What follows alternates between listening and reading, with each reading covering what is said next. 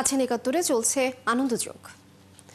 একের পর এক গান দিয়ে শ্রোতা দর্শক মাতাচ্ছেন জনপ্রিয় সঙ্গীত শিল্পী দিলশাদ নাহার কণা। পাশাপাশি কাজের স্বীকৃতি হিসেবে অর্জন করেছেন জাতীয় চলচ্চিত্র পুরস্কার সহ একাধিক পুরস্কার। আসছে ঈদেও তিরিং বিরিং সহ বেশ কয়েকটি গান নিয়ে হাজির হবেন কণা। আনন্দযোগের তারকা আড্ডার মুখোমুখি হয়েছেন এই সঙ্গীত শিল্পী।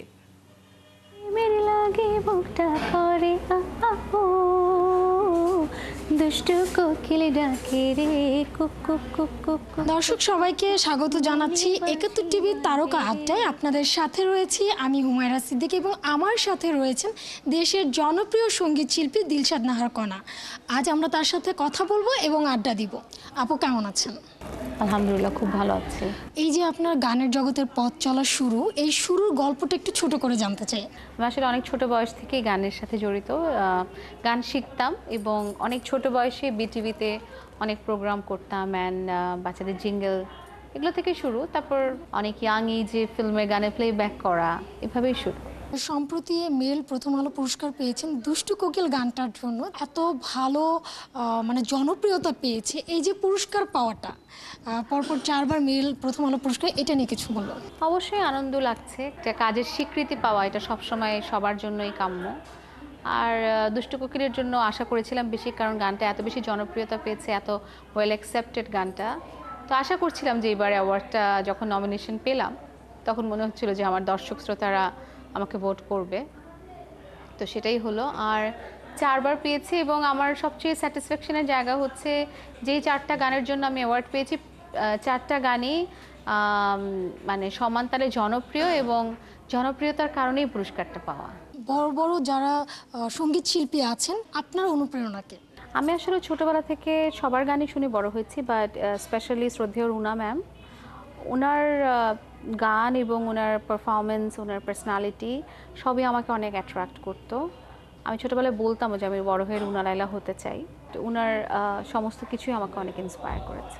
গানের জগতে বা শোবিজ ইন্ডাস্ট্রিতে একটা সিন্ডিকেট থাকে, যে সিন্ডিকেটের কারণে দেখা যায় যে অনেকেই সুযোগ পান না। হ্যাঁ, তো এই ব্যাপারটা নিয়ে আপনি কি বলবেন? যদি গান খারাপই গাই অথবা কাজটা ভালোই না হয়, দর্শক যদি পছন্দ না করে, আপনি যতই মানে চেষ্টা করেন না কেন, সেটা আপনার পক্ষে পসিবল না ওখানে টিকিয়ে থাকা। তো এখানে সিন্ডিকেট বলে কোনো ওয়ার্ডই নাই, আমার ডিকশনারিতে তো নাই।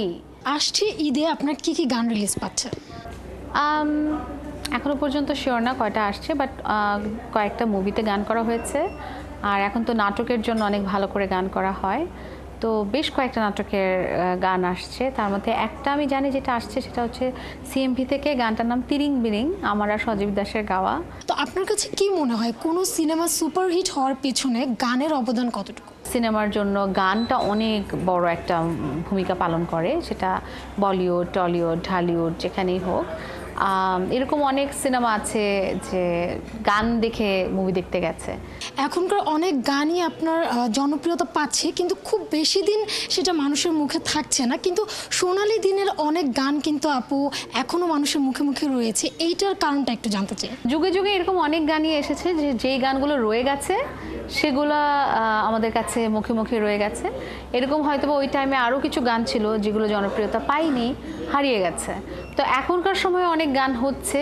আমি যদি ধরি আমার ধিমতানা 2011 সালে করা, এখন 2025, তো এখনও কিন্তু সমানতালে জনপ্রিয় হয়ে আছে। গেল ঈদে আপনার কন্যা গানটি অনেক জনপ্রিয়তা পেয়েছিল, দর্শকদের জন্য যদি কন্যা গানটি একবার শোনান।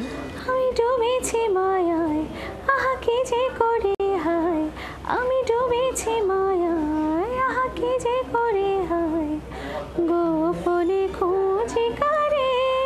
দর্শক, কথা বলছিলাম জনপ্রিয় সঙ্গীত শিল্পী দিলশাদ নাহার কণার সাথে, যিনি একের পর এক হিট গান উপহার দিয়ে যাচ্ছেন। আসছে ঈদেও শ্রোতা দর্শক মাতাতে নতুন নতুন গান নিয়ে হাজির হবেন। হুমায়রা সিদ্দিকা, একাত্তর, ঢাকা।